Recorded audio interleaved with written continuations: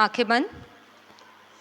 नमो अरिहंताणं नमो सिद्धाणं नमो आयरियाणं नमो वज्रायाणं नमो लोये सवसाहुणम् ओंकारं बिन्दुसंयुक्तं नित्यं ध्यायन्ति योगिनः कामदं मोक्षदं चैव ओंकाराय नमो नमः। अविरलशब्दघनौघ प्रक्षालितसकलभूतलकलङ्का मुनिभिरुपासिततीर्था सरस्वती हरतु नो दुरितान् अज्ञानतिमिरान्धानां ज्ञानाञ्जनशलाकया चक्षुरुन्मीलितं येन तस्मै श्रीगुरवे नमः। श्री परम गुरुवे नमः। परंपराचार्य गुरुवे नमः। सकल कलुष विध्वंसकं श्रेयसां परिवर्धकं धर्म संबंधकं भव्य जीव मनः प्रतिबोधकारकं पुण्य प्रकाशकं पाप प्रणाशकमिदं शास्त्रं श्री आत्मानुशासन नामधेयम्। अस्य मूल ग्रंथकर्तारः श्री सर्वज्ञ देवास् तदुत्तर ग्रंथकर्तारः श्री गणधर देवाः प्रतिगणधर देवाः तेषां वचनानुसारमासाद्य आचार्य श्री गुणभद्र आचार्य देव विरचितं श्रोतारः सावधानतया शृण्वन्तु। मंगलं भगवान् वीरो मंगलं गौतमो गणि मंगलं कुंद कुंदार्यो जैन धर्मोस्तु मंगलम् सर्वमंगलमांगल्यं सर्वकल्याणकारकं प्रधानं सर्वधर्माणां जैनम जयतु शासनम। ग्रंथकार का मंगलाचरण। लक्ष्मी निवास निलयम विलीन विलयम निधाय हृदिवीरम आत्मानुशासनमहं वक्ष्ये मोक्षाय भव्यानाम्। अभी हम सभी के समक्ष आचार्य गुणभद्र देव द्वारा विरचित आत्मानुशासन ग्रंथ विराजमान है। इसकी संस्कृत टीका आचार्य प्रभाचंद्र देव ने की है और भाषा टीका पंडित टोडरमल जी और वंशीधर जी सोलापुर वालों ने की है। आत्मानुशासन ग्रंथ आचार्य गुणभद्र देव के द्वारा रचित है। तो आचार्य गुणभद्र के संबंध में अन्य कुछ तो ऐसा ज्ञात नहीं होता कि इनका जन्म कब हुआ, ये किनके पुत्र थे, इनकी क्या जाति है, क्योंकि जो आचार्य होते हैं, जो गुरु होते हैं, दिगंबर जैन गुरु होते हैं, उनके दो प्रकार के वंश होते हैं। एक लौकिक वंश होता है और एक पारमार्थिक वंश होता है। लौकिक वंश क्या होता है? लौकिक वंश में योनि से संबंध होता है कि उनका कहाँ जन्म हुआ, उनके माता पिता कौन थे, किस जाति के वो थे। और पारमार्थिक वंश क्या होता है? पारमार्थिक वंश का संबंध होता है विद्या से, कि उन्होंने किससे विद्या अर्जित की, उनके गुरु कौन थे।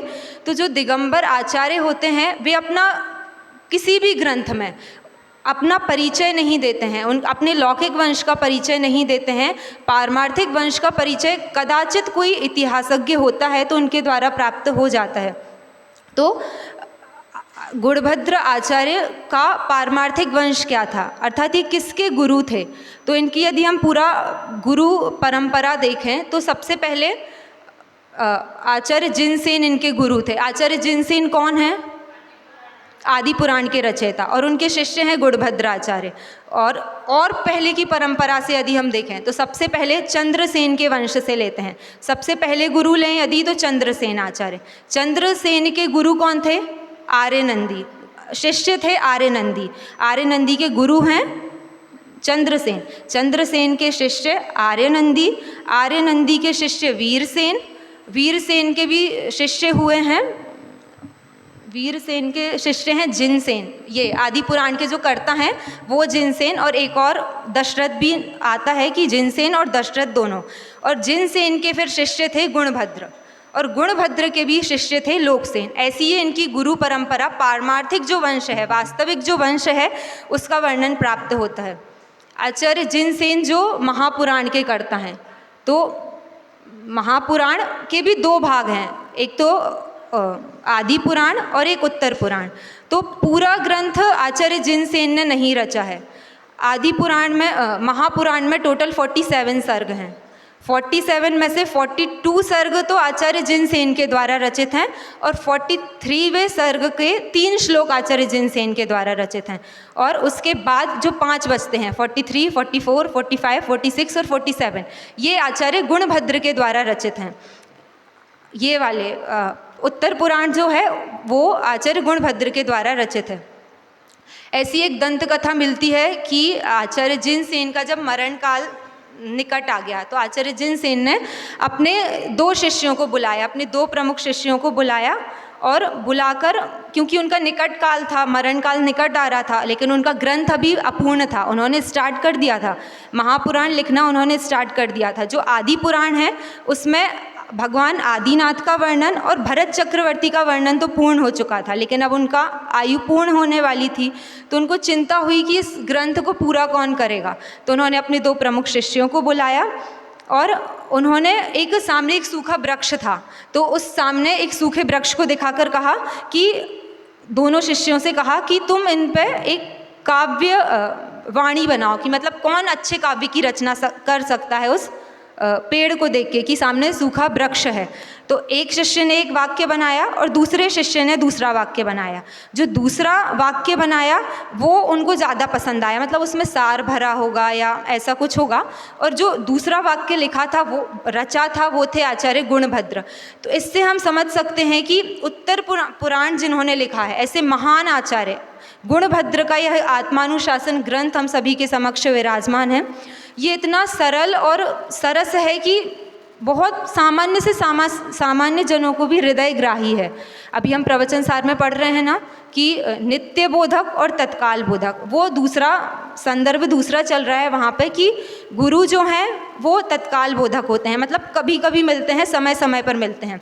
लेकिन जो जिनवाड़ी होती है वो जिनवाड़ी कैसी होती है, नित्य बोधक होती है, सदा काल हमें उपलब्ध होती है। लेकिन यहाँ पे यदि हम लें तो आत्मानुशासन ग्रंथ को इतना इजी है ये ग्रंथ कि ये तुरंत हमारी समझ में आ सकता है, तत्काल बोधक है, तत्काल हमें ज्ञान हो सकता है, ऐसा ये आत्मानुशासन ग्रंथ है।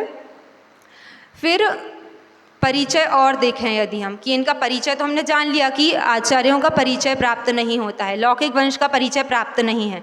लेकिन आचार्यों का परिचय भी यदि हम लगाना चाहें कि ये कहाँ किस स्थान पर रहे हैं तो उनका परिचय प्राप्त करना भी संभव नहीं है, क्योंकि जो मुनिराज होते हैं वो अनियत विहारी होते हैं, मतलब वो किसी एक स्थान पर ठहरते नहीं हैं। पक्षियों की तरह उनका निवास बताया जाता है ना, कि जैसे पक्षी होता है वो एक स्थान से दूसरे स्थान पर चला जाता है, दूसरे स्थान से तीसरे स्थान पर चला जाता है, पूरे टाइम एक ही जगह पर वो स्थित नहीं रहता है। ऐसे ही जो मुनिराज होते हैं उनका भी ग्रंथों में ऐसा प्रमाण मिलता है कि यदि वो किसी नगर में जाते हैं तो नगर में कितने दिन रह सकते हैं अधिकतम। जो शहर होते हैं, नगर होते हैं, उनमें 5 दिन रह सकते हैं, ऐसा मिलता है, दिन रात मिला के 5 दिन। और जो ग्राम आदि होते हैं उनमें 1 दिन से अधिक वहाँ पे नहीं रहते हैं। इसलिए मुनिराज आचार्यों का परिचय प्राप्त करना भी संभव नहीं है कि वे किस स्थान पर हैं। अब हम ग्रंथ प्रारंभ करते हैं। इसमें टोटल 270 पद्य हैं। अभी तक हमारी चर्चा हो चुकी थी, 14 छंदों के माध्यम से हम चर्चा कर चुके थे।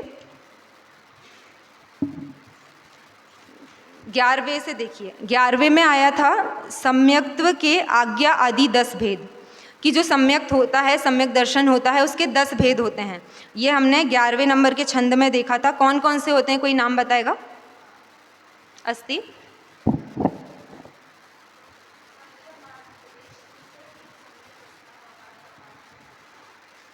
बहुत अच्छे।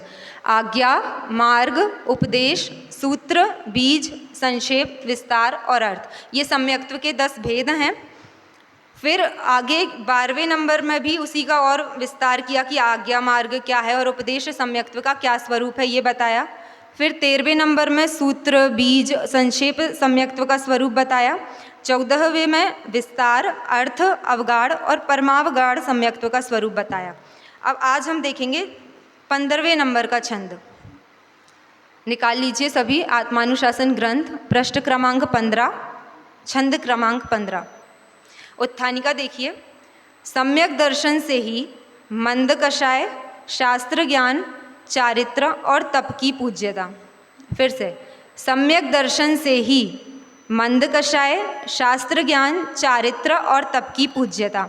यहाँ ये बोल रहे हैं कि हम जितनी भी क्रियाएं बाह्य में पालन करते हैं, चाहे वो मंद कषाय रूप हो, शास्त्रों का कितना भी अध्ययन कर लें, कितने भी पुराण पढ़ लें, कितने भी ग्रंथ पढ़ लें और कितना भी चारित्र पाढ़ लें, कितना भी तप करें, उत्कृष्ट व्रत आदि धारण करें और तप, तो उनकी पूज्यता किससे है? उनकी पूज्यता सम्यक दर्शन से है, ऐसा उत्थानिका का अर्थ है। छंद 15 पहले मैं पढ़ूंगी, आप सभी दोहराएंगे। श्रम बोध व्रत तपसाम पाषाणस्येव गौरवं पुंसः पूज्यं महामणेरिव तदेव सम्यक्त्व संयुक्तम्। फिर से, श्रमबोध व्रत तपसाम पाषाणस्येव गौरवं पुंसः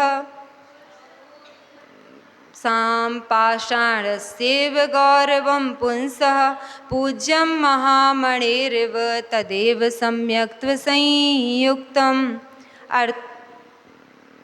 अर्थ, पुरुष अर्थात आत्मा का मंद कषाय रूप उपशम परिणाम, शास्त्राभ्यास रूप ज्ञान, पापों के त्याग रूप चारित्र और अनशनादि रूप तप की महत्ता पत्थर के बोझ के समान है, अर्थात विशेष फलदायक नहीं है।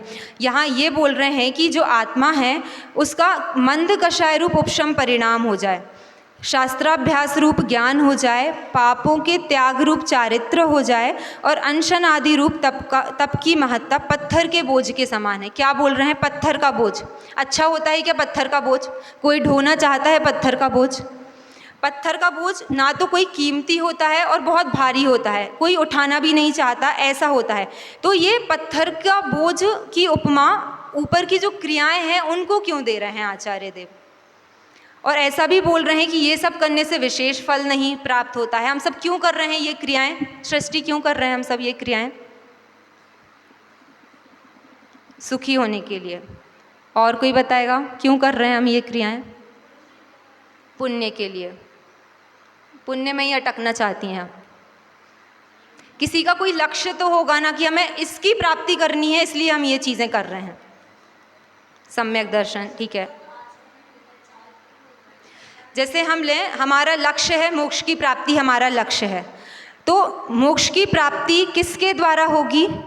उसकी कुछ सीढ़ियाँ भी तो होंगी ना, सम्यक दर्शन, ज्ञान, चारित्राणि, मोक्ष मार्गा।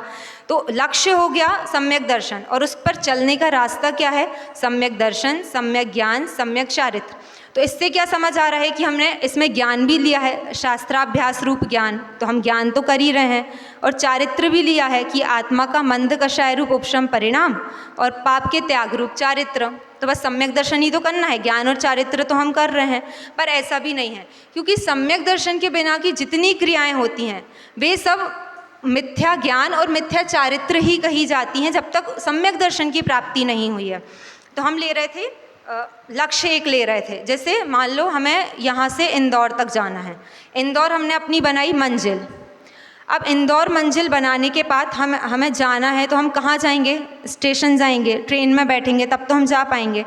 जहाँ से ट्रेन मिलेगी पहले वहाँ जाना पड़ेगा। लेकिन यदि मैं कहूँ कि मैं डबोक में जा रही हूँ, वहाँ से मैं ट्रेन पकड़ूंगी और वहाँ से मैं इंदौर जाऊँगी, तो ऐसा संभव है क्या? वहाँ स्टेशन है क्या? तो कैसी हमें हंसी आ रही कि डबोक में स्टेशन नहीं है, वहाँ पे वो इंतज़ार कर रहा है कि यहाँ से मुझे इंदौर के लिए ट्रेन मिलेगी, पर मिलेगी तो कभी नहीं। कितना भी वो खड़ा रहे, कितने दिन खड़ा रहे, लेकिन उसको ट्रेन नहीं मिलने वाली है। उसी प्रकार यह जीव ज्ञान और चारित्र जिसको मान रहा है, वास्तव में तो भी सम्यक दर्शन की प्राप्ति नहीं हुई है, तो वो मिथ्या ज्ञान और मिथ्या चारित्र ही है। यहाँ प्लेटफॉर्म नहीं है ये ज्ञान और चारित्र, ये वाला। और चाह क्या रहा है कि इससे मुझे मोक्ष की प्राप्ति हो जाएगी। 3 काल में भी क्या ऐसा संभव है कि उस जीव को मोक्ष की प्राप्ति हो जाएगी? क्योंकि उसने रास्ता ही गलत चुना है। पहले रास्ता सही चुनना पड़ेगा, पहले उसको स्टेशन जाना पड़ेगा। सम्यक दर्शन वो स्टेशन है जिससे हमें मोक्ष रूपी जो हमारी मंजिल है उसकी प्राप्ति होगी।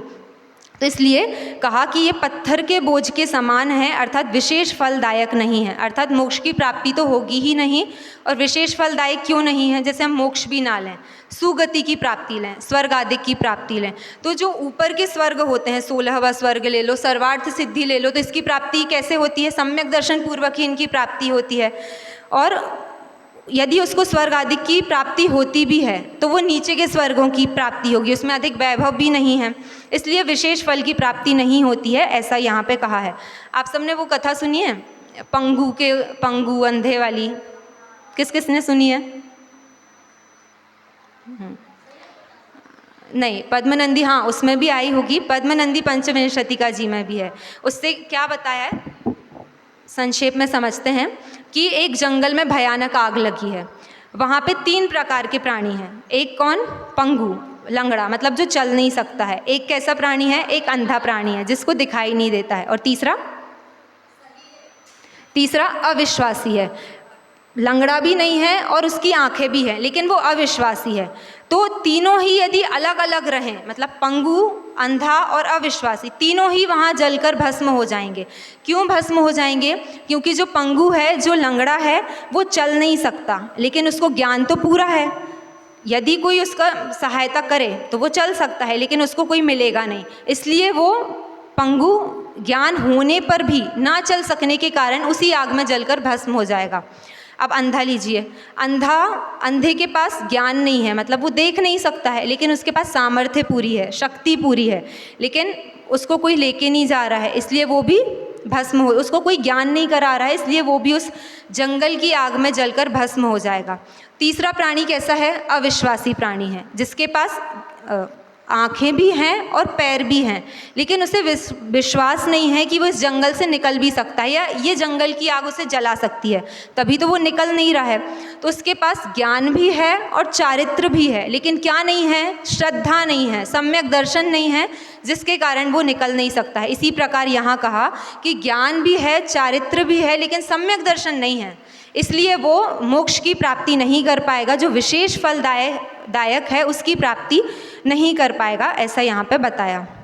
फिर जो ये सब हम क्रियाएं करते हैं, ये सब समयसार जी की गाथा है ना, 151 नंबर की गाथा है, कुंद कुंद शतक में सभी ने याद की होगी। परमार्थ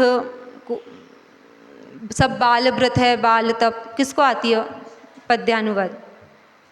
परमार्थ से जो दूर पर तप करें, व्रत धारण करें, सब बाल तप है, बाल व्रत इस भांति सब जिनवर कहें। कि जब तक वहाँ पे तो ऐसा प्रकरण चल रहा है कि ज्ञान से ही मोक्ष की प्राप्ति होती है।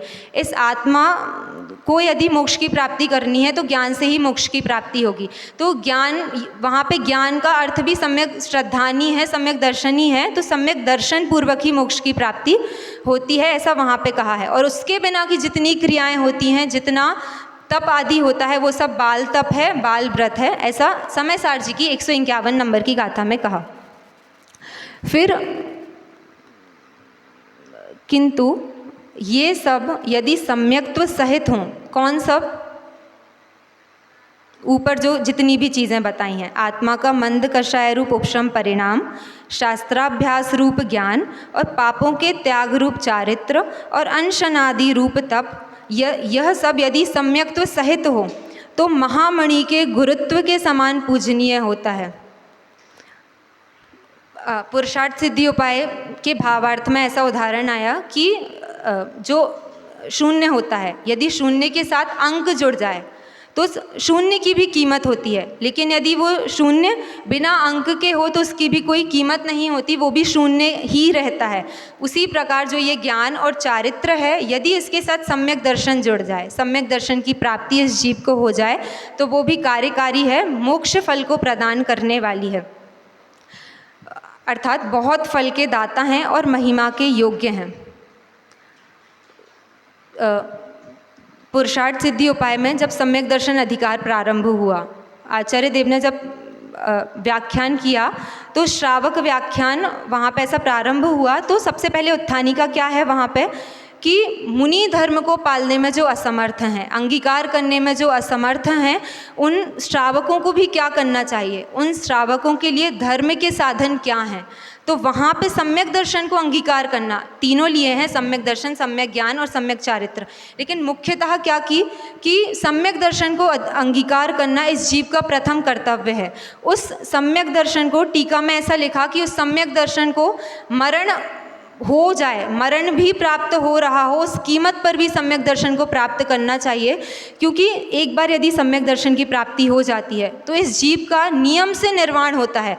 अब वो ऐसा होता है ना, अधिकतम काल किंचित न्यून अर्ध पुद्गल परावर्तन काल शेष रहता है, ये तो अधिकतम काल हो गया, और ये तीनों सम्यक दर्शन की अपेक्षा है। लेकिन यदि हम इसमें छायिक सम्यक दर्शन लें तो छायिक सम्यक दर्शन में तो और कम काल हो जाता है, क्योंकि दर्शन गोमटसार की गाथा है 645 नंबर की, कि यदि दर्शन मोहिनी कर्म का क्षय हो जाता है तो दर्शन मोहिनी के कर्म का क्षय होने पर इस जीव का अधिकतम काल संसार में कितना रहता है।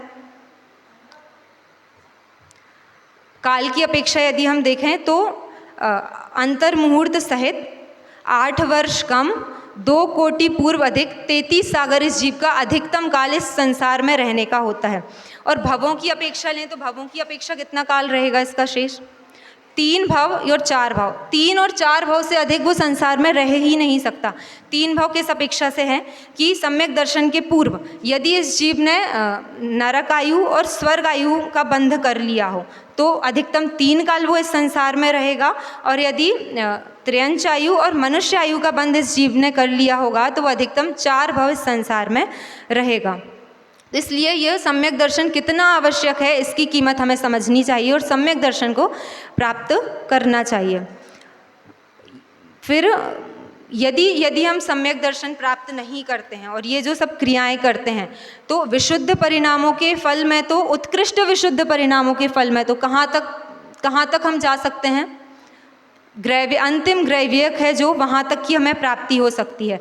और शास्त्राभ्यास रूप बहुत अधिक शास्त्रों का अभ्यास कर लें, 11 अंग 9 पूर्व का ज्ञान कर लें तो कहाँ तक जा सकते हैं, 11 अंग और 9 पूर्व का ज्ञान हमें हो सकता है यदि बहुत ज़्यादा शास्त्रों का अभ्यास कर लें। लेकिन वो सब भी विशेष फलदायक नहीं है, वो भी संसार में ही रहने का कारण है, संसार भ्रमण का ही कारण है, यदि सम्यक दर्शन की प्राप्ति नहीं होती है।